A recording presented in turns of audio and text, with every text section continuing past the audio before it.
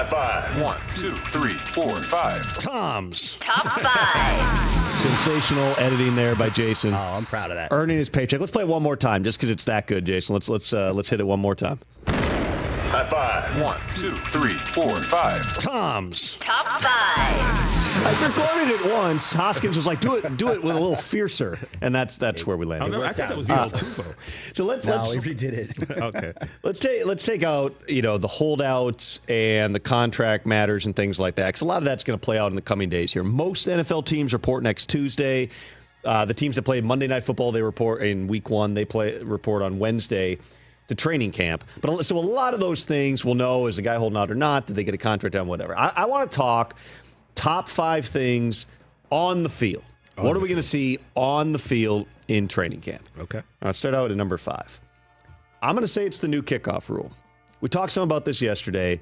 It is an extraordinarily complicated rule. Yep. It is something that everybody's going to be experimenting with. You're not going to see, I wouldn't think, the best that special teams coordinators have to offer in terms of schemes, trick plays, reverses, any of that stuff. What you are going to see through the course of training camp is who's on that kick return and kick coverage team. In other words, is it your standard issue, the DBs and the 6-string receivers who are out there?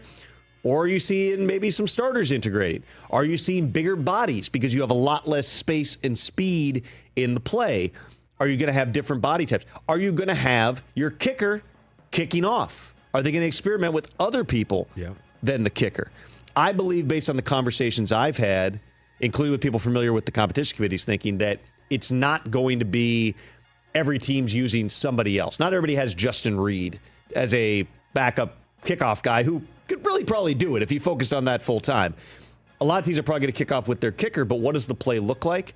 Who is in the play? Mm-hmm. Are people going to repurpose some of their starting players and put them back on kick return? Are we going to see guys we've never seen on kick returns before? I think it's a fascinating storyline.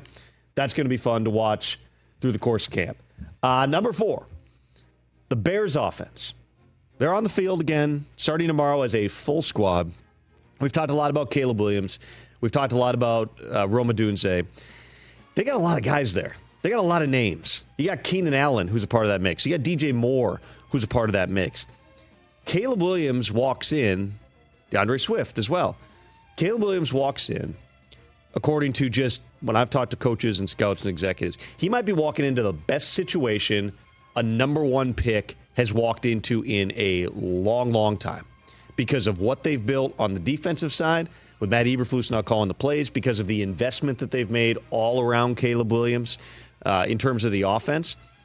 We actually have to see it take place. And as much as, you get these little reports through OTAs and minicamp, that's still just a few practices here and there. Now it's going to be the day-to-day grind. And you're kidding yourself if you don't think Caleb Williams is going to be under an extreme microscope.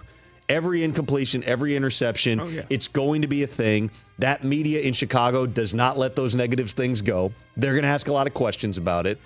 Through the preseason, how much do they use him? Do we see him in the Hall of Fame game? I don't think it's impossible. They haven't ruled it out. So there's a lot of different things here that I think are going to be fascinating to see what the Bears offense looks like. Because I can't think of a whole lot of times that a team that won as few games prior to the second half of last year as the Bears had for several years enters with this type of expectations. It's not all about one guy, but a lot of it is about one guy. Absolutely. Number 3 storyline, the Falcons quarterbacks. Okay, you got layers to this. You gave $100 million guaranteed to Kirk Cousins. 6 weeks later, he's whipping it up, waving the towel, hyping up the crowd at the draft party, and then he gets a call on the way home. We got the guy who's going to eventually replace you. We're taking Michael Penix at number 8. Kirk Cousins already was going to be interesting to see because he's a 36-year-old quarterback coming off a torn Achilles.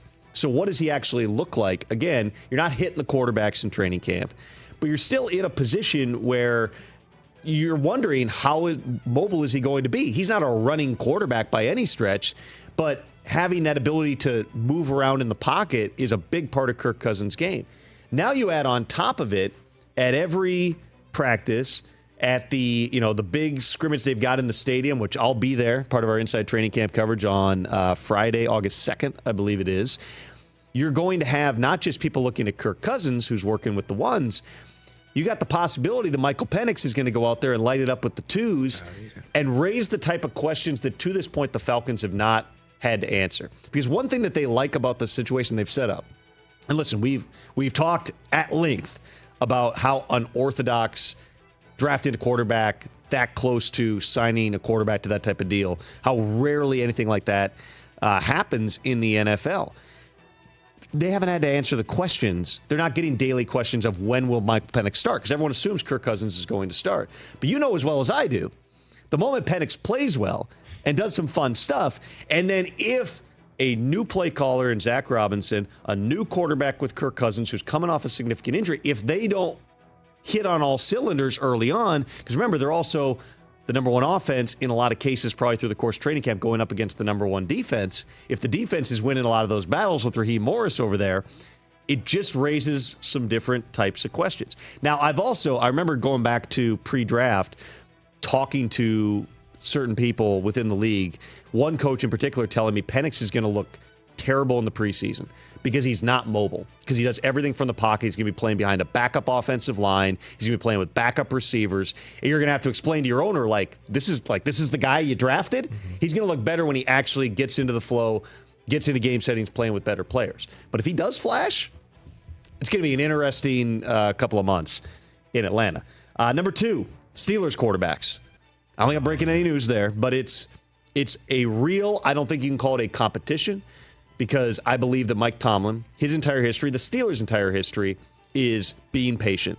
It's giving guys time. And I believe he will do that with Russell Wilson. I really don't foresee a scenario. Anything can happen.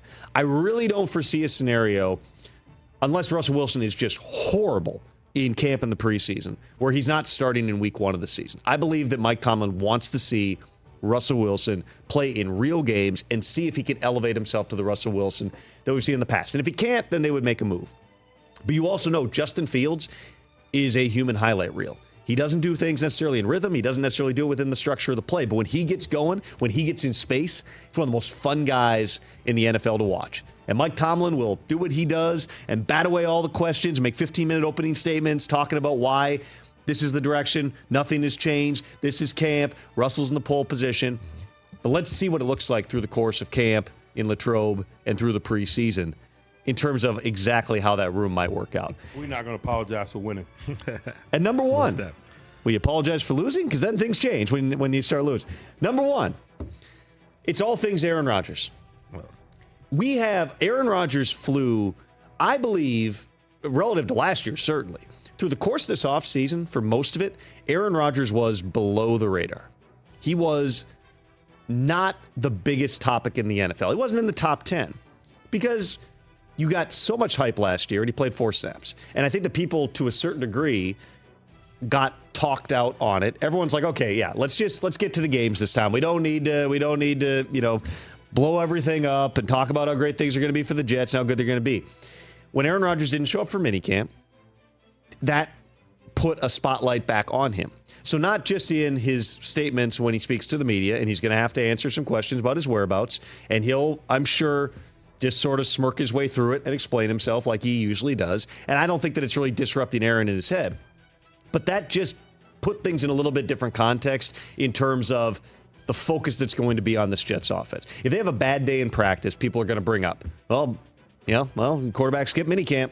Bad preseason appearance if he plays in the preseason. Well, should have been there for minicamp. Even though it's unfair, and he was there for all the voluntary stuff, and if he had missed the week before when it's voluntary and not the mandatory minicamp, we're probably not talking about it as much. Aaron Rodgers is going to be a storyline through the course of training camp and getting into the regular season. Catch the Rich Eisen Show every single day on the Roku channel, 12 to 3 Eastern, for free.